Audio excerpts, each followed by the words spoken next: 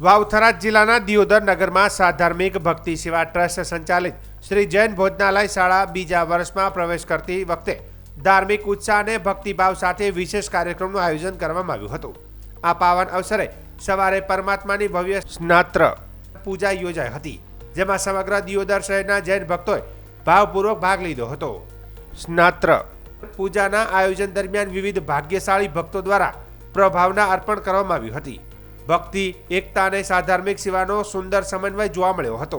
ત્યારબાદ સકળ જૈન સંઘ તથા દિયોદર ખાતે વસતા તમામ જૈન પરિવારો માટે નવકારસીનું આયોજન કરવામાં આવ્યું હતું। નવકારસી દરમિયાન શંખ પૂજન યોજાયું અને ભક્તિભાવ સાથે સેવા અર્પણ કરવામાં આવી હતી। આ ધાર્મિક પ્રસંગે સાધાર્મિક ભક્તિ સેવા ટ્રસ્ટના ટ્રસ્ટી અનિલભાઈ દોશીનો જન્મદિવસ પણ ઉજવાયો હતો। ટ્રસ્ટ અને જૈન સંઘ દ્વારા તેનું કંકુ તિલક કરી સન્માન કરવામાં આવ્યું હતું। અનિલભાઈ દોશીએ આ દિવસે યોજાયેલી નવકારસીનો લાભ લઈ સાધાર્મિક સેવાના કાર્ય પ્રત્યે પોતાની પ્રતિબદ્ધતા વ્યક્ત કરી હતી।